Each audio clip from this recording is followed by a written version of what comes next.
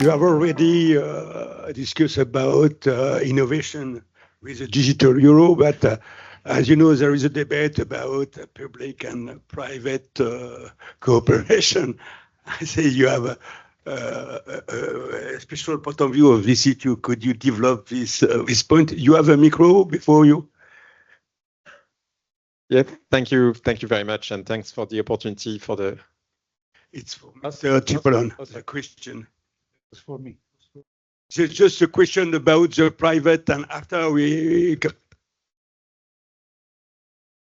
The question about. Yeah, I understood. You want me to articulate a little bit better this idea of collaboration between private and public sector. So to me, this is very, very simple. Let's look at history. For decades, we lived in a system where private and public money stayed together because it's inconceivable. I don't know any system in the world that relies only on private money, on public money. This has been a partnership that has served us well for years. However, the technological transformation is put in danger this partnership because public money could disappear and is already disappearing. As today, as I said, only 25% of the value transaction is provided by cash. So we need to make sure that the equilibrium we enjoyed for so many years will stay with us in the future. And that's why we are providing a solution in the digital space that could support this. How can this partnership work? In the specific of Europe, because this is the specific case, I think there is one simple way to make it. Today, any solution, private solution that wants to scale up at the European level face a huge problem, which is the acceptance network.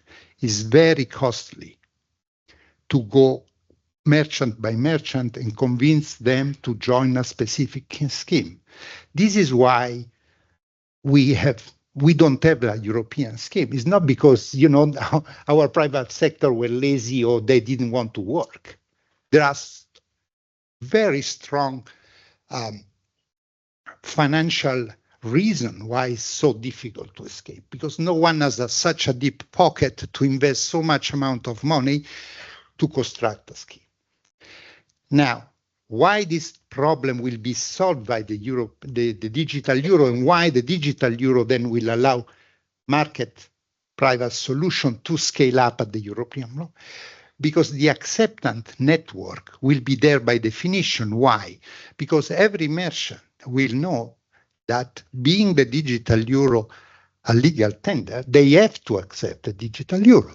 Therefore, when they change the machine to accept electronic payments, they will onboard on those machines the standards of the digital euro. And those are open standards. So private sector can use those standards to scale up. So they don't need to convince everyone to change the specific machine and put in the machine the specific standard. The standard will be already there. It's in the interest of the merchant to do that. So the acceptance scheme is there. And this would reduce enormously the cost. So they can expand. And what is important to understand is that we don't need to have the digital euro in place for this game to start. This game can start the day after we have the legislation, because as soon as we have the legislation, everyone knows that the standard will be there. So this is key for scaling up. The private initiative that we have been supporting from the very beginning. The ECB has this retail payment strategy since 2020. One of the fundamental pillars of this strategy is to support the private sector to scale up. The central bank is not there to compete with the private sector for market share. We need to provide as an integrated system. The second is, and then I will stop it here. Today, we do not have any solution that covers all use cases throughout Europe.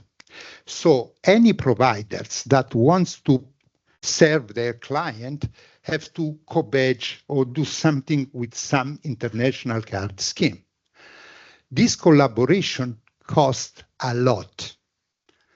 Tomorrow, if the digital euro is there, those private sector solutions have an alternative to co-badge or to work with to cover all use cases. And I would say this alternative is cheaper and will allow them to make more money. Thank you, sir. Thank you very much. Now let me give the floor to Christophe. Yeah, thank you. Sorry for the mishap before. Yeah, thanks. The French Treasury is very happy to be here this morning because basically we think this kind of event is very useful to make progress on the points that Mr. Cipollone was making just now about the need to better understand and, let's say, counter the false narrative that it is about public against private in this. So we totally agree on this. We totally agree also on the fact that indeed, these are not only technical issues, but also very, very political. You mentioned General de Gaulle in 1944. One of the first things he said that he was refusing Allied troops to arrive with their money, saying, no, this is France, we have the franc. Well, now we have the euro.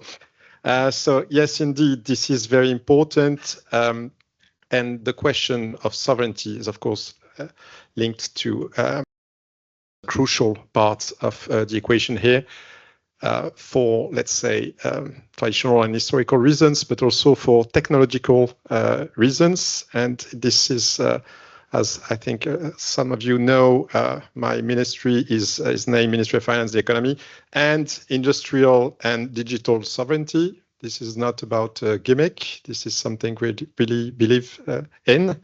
We think this is a key issue for the future of France and Europe. And indeed, there is a strong link with this issue of payment, because if the last few months have made us learn anything, it's that, well, something that would appear theoretical a few months back or a few years back in terms of risk is now quite real. And that dependency to non-EU providers, well, it's a cost, as was mentioned, but it's also a risk. And sovereignty is a very real issue there. That's why France has been supportive of the digital euro project since the start, since the time, very different time, actually, where we collectively engaged in that direction. And especially, we are really, really pleased to hear about the, let's say, very strong and very fast progress on the wholesale part. That is probably quite, well, that will be the nearest part of implementation, of course, because it concerns less players and it has a strong base to build on. And indeed, that is a very strong signal that we in Europe are able to innovate for tokenized finance and to be able to use these tools to build our own ecosystem. As was mentioned, so I won't come back on this. We have a strongly fragmented ecosystem in Europe at the moment, fragmented between member states and even in member states where we have competitions, well, where we have duopoly from outside and, let's say, smaller schemes inside when they exist, because as was mentioned, many places they don't.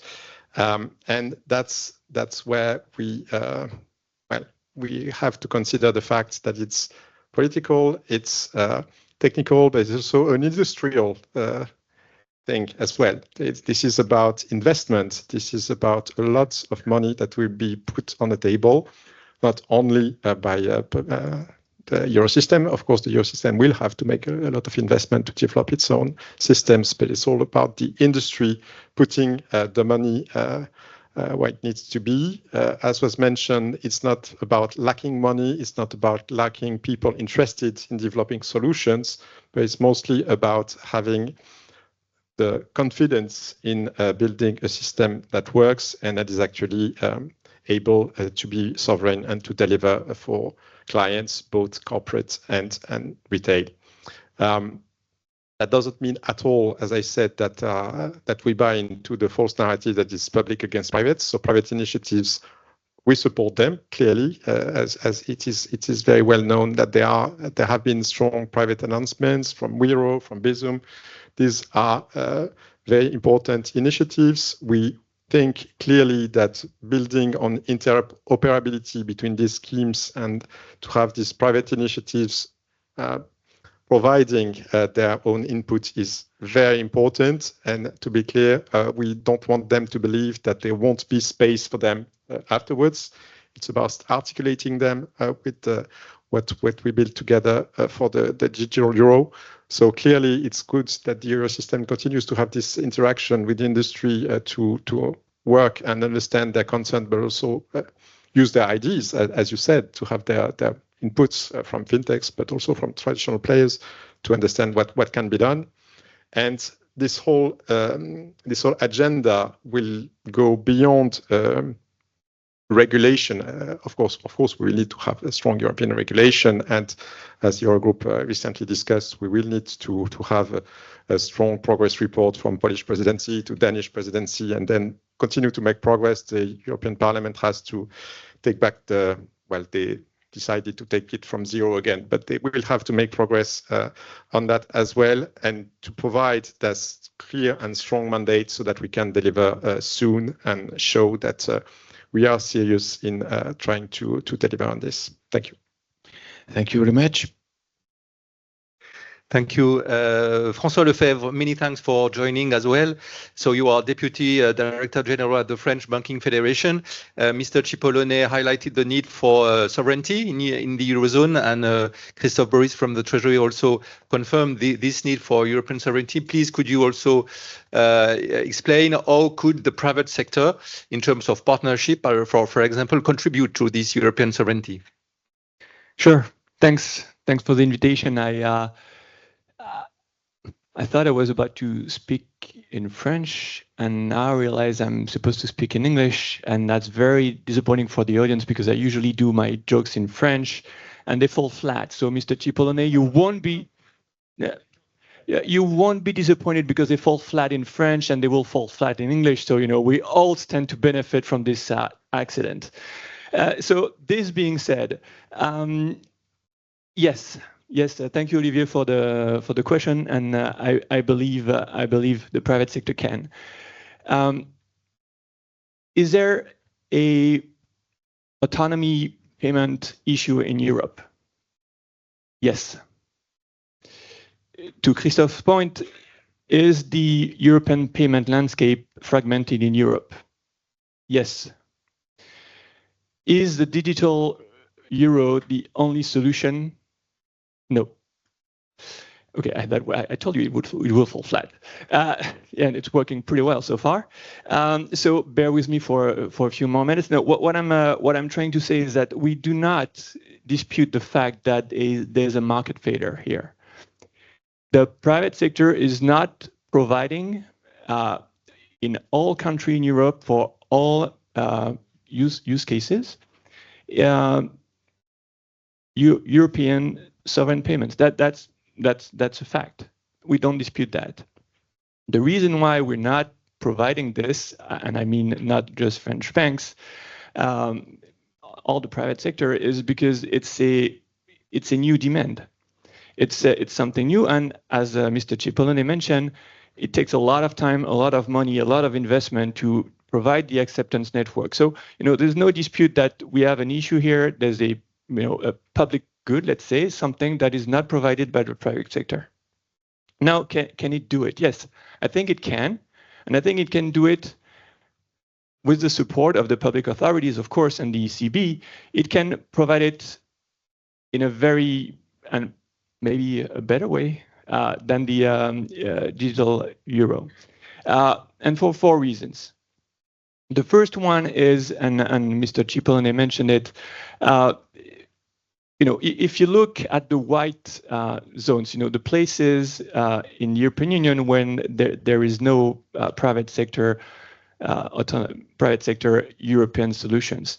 I mean, they just don't fall into the Eurozone. The problem is for the whole European Union, and the private sector solutions can expand in the whole European Union, which the digital euro cannot.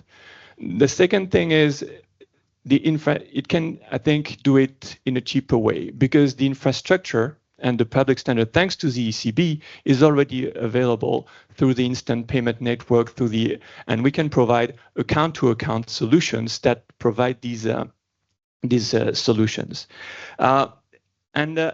We can do it quickly because a lot of you have already this solution in place. And actually, my phone is over there, but within my phone, there is the Wiro solution. If I were in Spain, there would be Bizum. If I were in Poland, there would be Blink. If I were in Sweden, I would probably speak better English, but that's another issue. There would be Swish. And the last thing, I think we can provide it in a different, let's say in a more sustainable way, because if you let the competition play, if you let the competition of the private sector play, it will provide more diversity, more solutions, and hopefully more innovation than a single app from a public provider. And the last point, and I think it's a very, very real issue, the rise of the stable coins and all these new challenges. One of the challenges that we have is the people who turn to these solutions are distrust public authorities. And Christophe knows that. Well, that doesn't translate easily in English, but I'm a French civil servant that has lost his way, let's say. And the distrust society is something real, which I usually speak a lot, but not at 9 o'clock. It's usually later in the evening with a lot of alcohol involved. But this is if we provide a public money, a public instrument that is centralized within the ECB, I think it might not convince these people who do not trust these to adopt these new instruments. Whereas if there are private sectors providers that bring this, we can do it, of course, with the support of the public authorities and the central bank, with a lot of heft and a lot of efficiency. So what I'm trying to say here is that, and although I know it doesn't usually come across that way, the private sector and the French banks are the best ally of the public authorities and the ECB in the pursuit of European sovereignty in payments. Now I will turn to Erick LACOURREGE. Erick, maybe you could answer directly to the question. What is important for the Euro systems to transfer central bank money into the digital world, and not only to keep with banknotes and coins? Well, that's a very good question. I hear quite often, and especially when I speak to my dear colleagues from the commercial banks, why don't you just stay with banknotes? I mean, that's just perfect. We don't need you into the digital world when it comes to having payment apps or new payment systems. And well, it rings a bell to me because, as you know, Banque de France runs the biggest printing works in the public printing works in the Euro system. So we know what it is about printing banknotes, and we just like Piero said, I mean, this is a very important axis for monetary stability to be able to provide banknotes in the future, and we will keep up doing that, and that's very important. But this being said, this brings, I mean, the question is much wider, and the topic is to know how do we ensure that we can keep up bringing trust to all the population and all the different parts of the economy. Can we so ensure trust in payments in the future, when nobody or a very small amount of people use cash in the future? That's the question, because trust, and Piero said that in his speech, trust relies on the fact that whenever we want to, we can just move our private money assets into public money assets. I mean, central bank money. And this is, I mean, of course, I mean, we don't do that all the time, but I mean, this is what we do when we just take cash out of ATMs. And this is for a reason, because we know that, I mean, the ultimate trust in money and currencies is given by the central bank and by the, and in our case, by the euro system. So thinking about moving this central bank money to the digital world is an answer to this question. How can we ensure in the future the capacity of bringing trust when banknotes are not used anymore? And this is a very legitimate question. We need to answer this. We absolutely need to answer this. And this is not enough of a reason, of course, to build the digital euro project, but this is an important aspect of it. We are paid as central bankers, Piero, to be sure to tell the whole population that our money is safe. And we all know that to be sure that the money is safe, it means that when we want to, we can't take it through banknotes for ourselves. And of course, we don't do that every morning, but that's very important. So that's the answer. So, I mean, the banknotes, that's perfect. It will stay, I wouldn't say forever, because I would be too optimistic, but for a very long time, for sure. But most probably with time passing by and digitalization, it won't be enough. That's the point. Thank you, thank you. We could applaud all our speakers.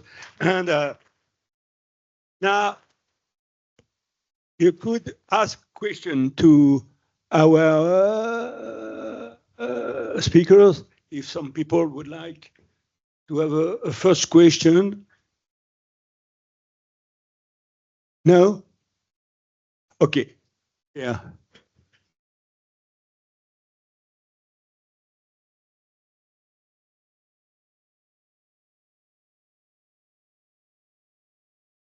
If you could present yourself.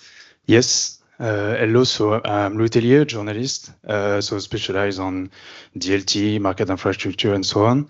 I have a question about the digital euro.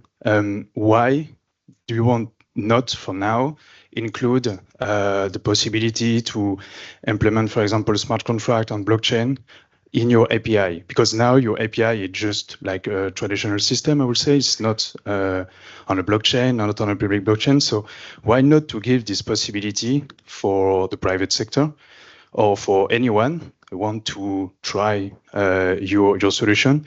And my second question is the digital euro, so to my understanding, is an additional project with Wiro, for example, or for other projects like that. So why not use already a solution already discussed or in place? Mr. Cipollone, if you would. So, it's for Mr. Cipollone. Yeah. So on the first question, very briefly, is a fundamental choice. From the very beginning, and the fundamental choices that applies to that. It goes back to what I was saying before. We had a system that has served us well for decades, which relies on two legs, public money and private money. And the center of this system has been the banking sector. Now, we want to modernize this. We didn't want to change this. We want to modernize this system. So the whole concept of the digital euro is to have the traditional intermediaries of the financial sector to play the same role. So could have been a different choice, but imagine the discussion today. What we would meant a completely disintermediation of the banking sector from the system. If you allow everyone to sit on the blockchain and do the job, that's what I understand, right? You don't need any more disintermediation. That's why essentially, but I might be wrong and maybe we can engage bilaterally on that. Again, I see that there is this misunderstanding keeps popping up. Viro versus the digital euro versus Bizum versus somebody else. Let me go back to this previous part. First, we are doing our job. We are not disintermediating anyone. We are providing liquidity to the market in a way that is fit for a digital world. Let me explain. Erick said it very clearly. Our job is to provide means of payments. The only means of payments for retail that we provide today is cash. And we defend cash every day. Just look at the opinion of the ECB about the legal tender status. We defend cash very strongly. But today, as of today, 1/3 of our transactions are online transactions. So if we, the central bank, do not provide the public a means to satisfy a fundamental need, as the need to pay for 1/3 of their transaction, we would be failing our mandate. This has to be clear from the very beginning. So we are fulfilling our own mandate. And we need to do it in a way, and this is in the legislation, that fits the ecosystem, and that's what we are doing. That's why we insist that the digital euro will not compete with Viro or any other, because at the end of the day will be the choice of the client. What I'm saying is that Viro, digital euro, or any payment system in Europe could benefit from the digital euro, because whenever a solution, say Viro is not accepted, Viro co-badging with the digital euro could provide a one solution for their client, and Viro would benefit from that, because instead of paying the fees to somebody else, they would retain the fees, because as it's clear, the euro system is going not to charge fees for the user of the system.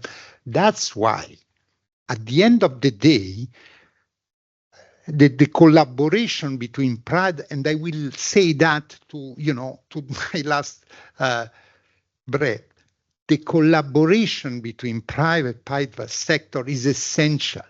No one is going to win this game, because the incumbent are strong, much stronger than what we can think. So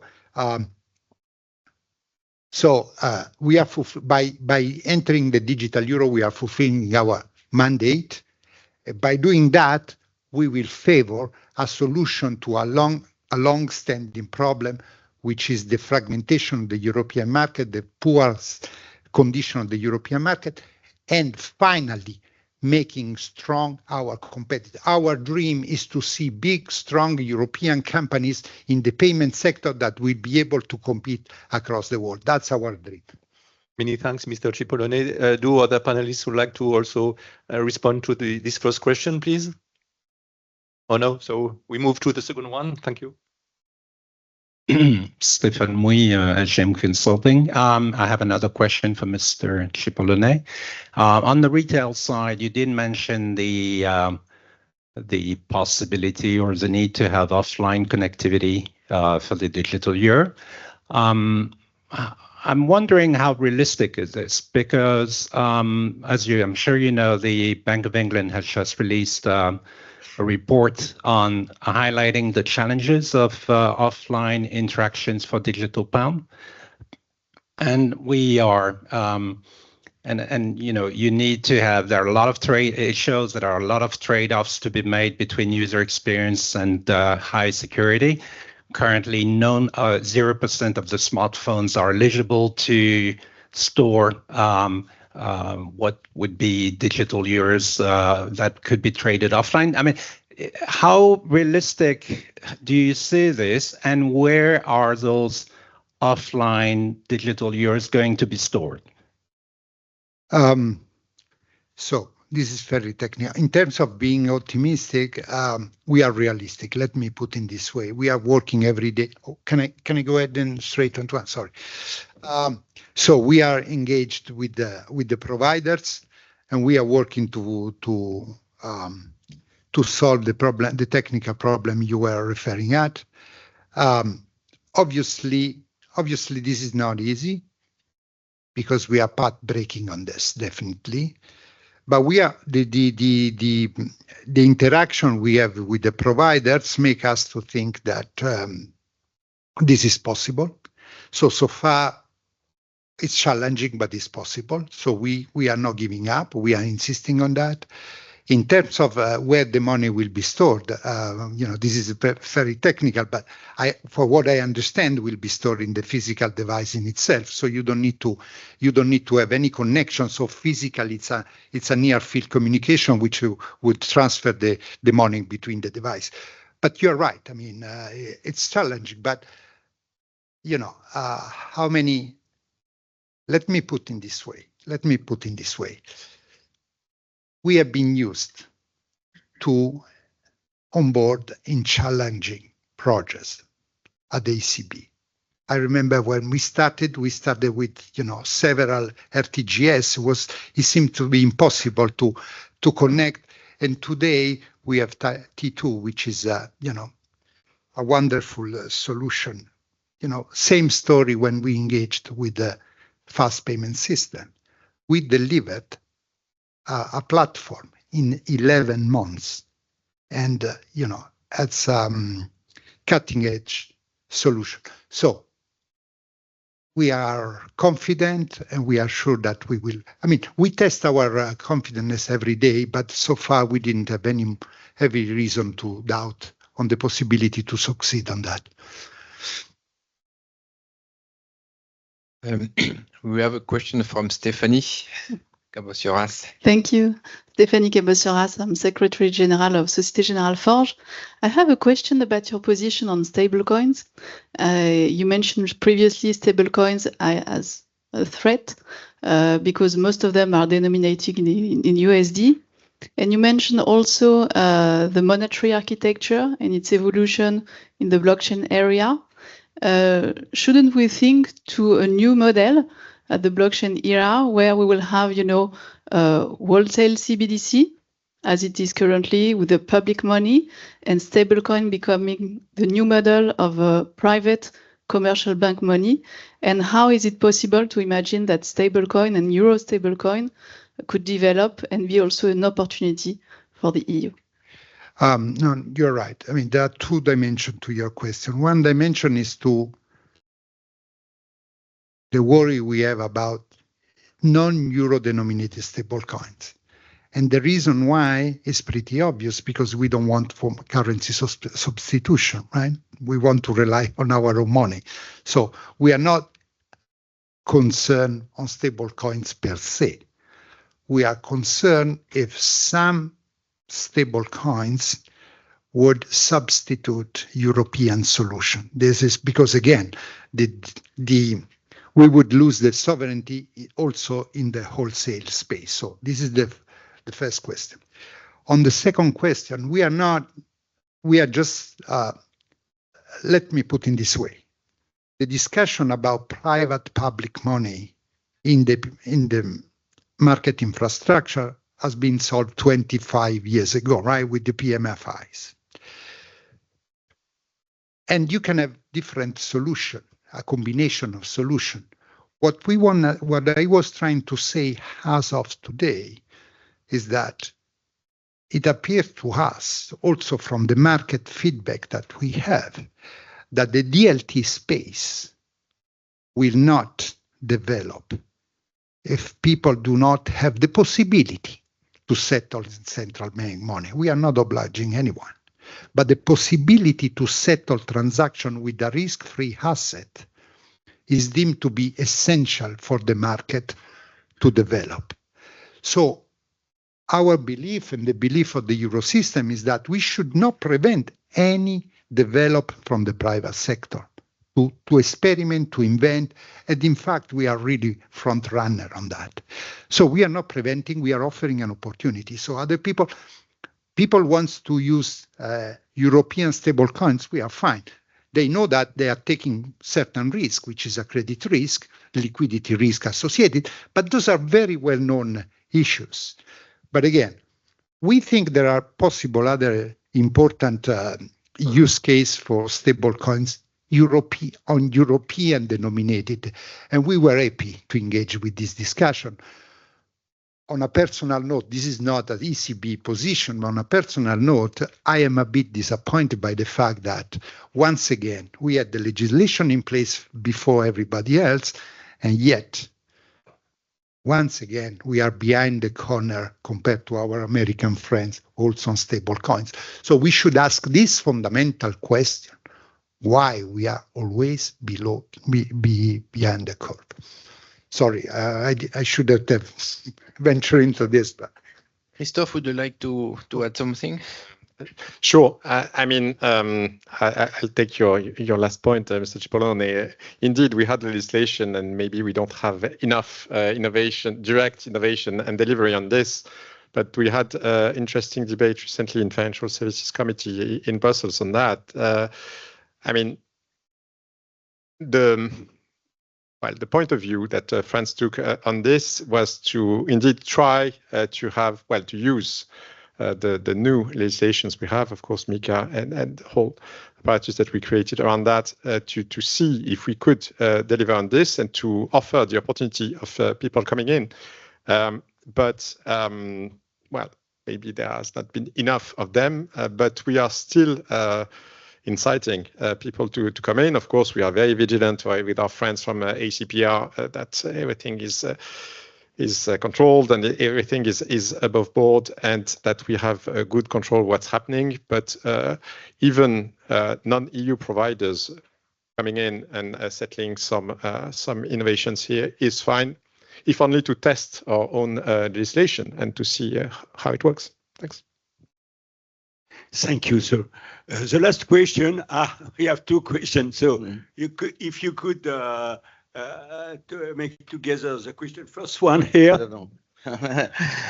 We didn't think so. Rémi Belloir, happy to see everyone on stage. So, there is a lot of expertise on stage, and this is a very complex subject. And I will ask questions which are not provocative. They may sound provocative, but they are not. It's just that there are a few things I don't understand. So as a citizen, I really understand everything what was said. And with the geopolitical context, I truly believe that this is a must-do, right, as a citizen. In the private sector, I don't get who will be paying the bill. So the infrastructure deployment, as you said, will be a massive benefit once it's done. But who will be paying, especially at first, while there will not be yet scale at the very beginning, and deploying an infrastructure is very expensive. So for the private sector, that will be my question number one. And my question number two on the private sector is, once it's deployed, who's making money out of that? So there will be an investment, but then where is the profit? And as a end user, so not as a citizen, but as an end user, well, I don't like cash. So I'm very happy that everyone is taking credit cards, that everyone is accepting app-to-app payment, etc. So in the EU, I mean, it's not valid for everyone probably. There might be people liking cash, etc. But the more cash is accepted in the taxi in Paris, which was a revolution, I was very happy not to get cash anymore and only have to have my phone to pay. Merci. Would like to answer to Mr. Belloir from Thales. I can try to give I can make a try. So who is paying the bill? Now, the bill will be split by the Euro system that has to build the platform and by the private sector, the banks. The banks have to adapt their internal system to be able to distribute the digital euro. Now, and here is the question, how much is this? This is very important. We have been discussing with the banks to sit together and to make use, to try to reuse as much as possible the system that they have already in place. So we are very flexible in the looking into the rule book to make sure that to minimize the investment cost for the banks. Now, we don't know. The only public figure we have tell us that the costs are not huge, are not irrelevant, but are not huge. So can be done. But we can still work and engage and see, and this is very important. When we say, let's sit together and look at the detail in order to avoid unintended consequences, this is exactly what we do. Where is the money coming? The money will come from the fact that European providers or the banks that distribute the digital euro will get the same, more or less. I mean, the compensation model is still to be discussed, but the idea is that a bank will get the same amount if the transaction is paid by commercial bank money or by the digital euro. So from a revenue point of view for the bank, let me put it in a very blunt way. The interchange fee will accrue to the issuer bank anyway. The difference is, if that transaction is done through the digital euro, the bank does not to pay a scheme fee. That's the difference compared to other possibility. You understand what I'm referring at. That's where the money is coming from. As for the cash, we are not. I love freedom and possibility of choosing. That's fine. People want to pay with the electronic means of pay. We are happy. The point is that they don't need to be obliged to do that, because then we hinges on something very deep, which is the freedom of people to pay the way they want. So we have the responsibility as a central banker to provide the means of payments that the people want. So we are not in the business of telling people how to pay. We need to respond to the demand of the banks, of the people. Thank you. Yeah, this is a lapsus. Yeah. This tells you how important are the banks in our thinking.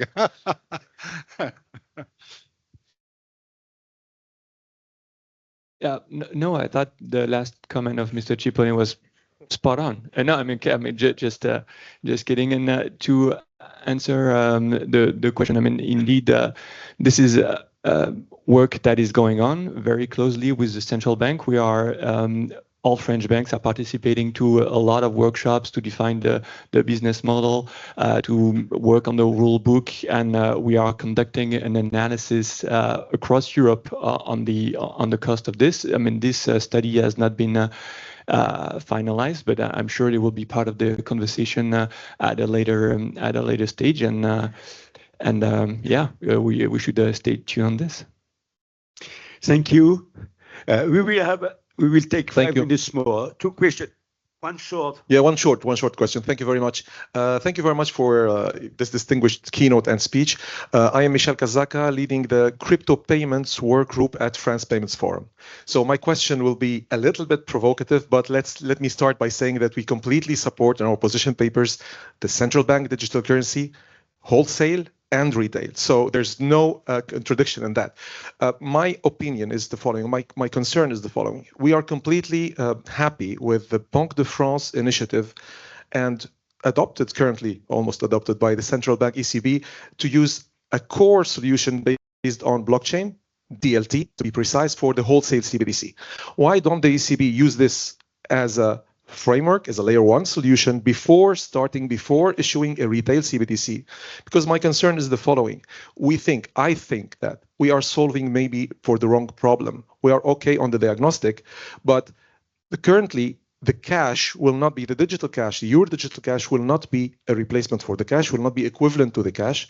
And with the reverse waterfall will not allow merchants to accept it correctly. They will not hold it. The people will not accumulate it as a reserve of value, because it's not a reserve of value, it's just a means of payment. So why don't we build on the success proven by the Banque de France for a wholesale DLT, then we launch a better, more adapted solution for the people and for the bank, especially that the stable coins in the United States are building on the dollar dominance worldwide without issuing a retail CBDC. Thank you. Thank you. I guess this is for me, huh? Now, I have the perfect answer. I have the perfect answer, but I'm sorry, I don't have the time to deliver it. But let me get no. I want to just give you a suggestion. We need to look beyond the words. Right? For what I know, and I don't know whether this is how the legislation in the US is going to end up on stable coins. But for what I know and what I have been reading, there is the possibility that the US will allow stable coins to deposit clients' funds at the Fed. To me, this is called hybrid digital dollars. So it's a digital dollar on private rail. Is that what we want in Europe? Let's discuss this. But that's what it is. So that's what it is. Is that what we want? We can discuss. And then we discuss the merit and the demerit. For example, do we want to discuss about the consequences of the bank sector of this? This would mean, we are rightly so, banks are being concerned about the possibility that people will take euro out of their balance sheet and put into the central bank, and that's what we are discussing about the holding limits. Imagine if you can deposit people money without any limit at the central bank. This would mean a complete change in the financial structure we have today. So those are not marginal dimensions, are not technical dimensions. We need to think it in an holistic way, and then we think that. Do we want a deep transformation of the European financial system? Let's discuss this. But let's avoid to introduce this kind of things and make it look like a technical, smart idea. Those are deep, profound transformation, and we need to think carefully about it and the implication of that. Thank you, Mr. Cipollone. A very last question, please. Yeah. Thank you, Jacques Vanoter. So I'm there. I'm the Chief Executive Officer of CEPAMAL, but I'm representing, in fact, France Payment Forum in the NTW contact group. And I follow your point about the usage of such digital euro on the wholesale part. But as we discuss everywhere about DLT, about cash token, the main issue we will have is that all the system and all the interoperability solutions we have put in place are only interoperability solution. And you refer, for instance, to Target 2 securities. What is Target 2 securities? It's a pure integrated model with both securities leg and cash leg are on the same platform. And so we solve with such all atomicity problem, all irrevocability issue, etc. And so from the day one, and not to go to the target, not the system, but the target, the goal of this issue about wholesale CDBC, why I'm not jumping to, in fact, having an integrated model with cash token in central bank CDBC. So let me take one step at a time. As I said, we are moving fast into this space of providing liquidity in central bank money to settle transaction on DLT. We are moving fast. At this stage, we are not, as you correctly said, we are not thinking to have central bank money on the same platform that where we have the assets for the time being. But obviously we are thinking to move in that space to see the possibility to have on the same ledger cash, central bank money, commercial bank money, asset, because everything will be integrated faster to process. But again, this has several implications we have to think about. One simple implication, for example. Imagine that we have this wonderful system now, tomorrow. Then, a French engineer invents a new DLT, a new way, much faster, much more efficient. But since we are all on the same platform, how much would that cost to move to a different, more efficient solution? So what I'm trying to say is that being on a same platform is very efficient and provide competition and innovation at the product level. But we also need to be concerned about having innovation, not just at the product level, but also at the infrastructure level. We don't want to take a decision today where we will be stuck for years to come, losing efficiency because somebody else might have invented a new technical solution, and because of the cost of moving from one to the other, we will be stuck in this situation. This is exactly the situation we are, today in some sector. So sometimes we could end up in bad equilibrium. And even if we know that we are in a bad equilibrium, it's so costly to move to a different solution that we will, no one has the incentive to move. I'm not saying that this is preventing us. What I'm saying is that we need to think about how to mitigate this risk. But we all agree that, having something on the same platform is certainly more efficient, because you can, what the BIS call it, the composability of the solution will be much easier, much more straightforward. But let's get that, let's get there in a wise way. And let's proceed at the speed that the technology allows us to, and the enabling environment allows us to go. I hope I answered to your question. Yeah, okay, thanks. Many thanks, Mr. Cipollone, for your sincere words. For other speakers, a last conclusion, please. Or are you fine with this?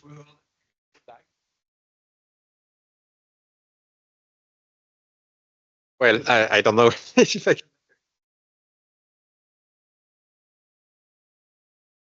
debate. Sorry. No, I mean, what all these questions and answers have proved is that the ECB has indeed deeply engaged in this technical debate with the sector, but also with others. One important point that we have in mind at the moment is that this very technical, profound, rapid work is done by the Eurosystem, but that we need to have both appropriation and clear understanding at the political level, and it is not always there, to be clear, because the rhythm is a bit different there. So we need collectively to make that effort on that direction. Thanks. Well, I can only echo what Christophe and Mr. Cipollone said. I mean, the payments and currency and money has been a long and successful partnership between the private and the public sector, between central banks and commercial banks. There's a lot of work to make it work better in the future.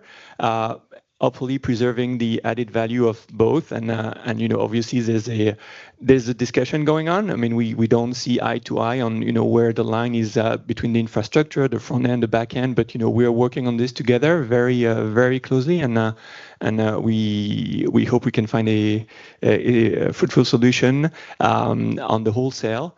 And a fair and competitive and innovative solution on the retail as well. And just last but not least, the whole challenge for us in this on wholesale and on retail at the same time is how to create and keep value in Europe through our choices in the payment world. That's extremely important. This is the goal. And the last message is that there is room for everybody.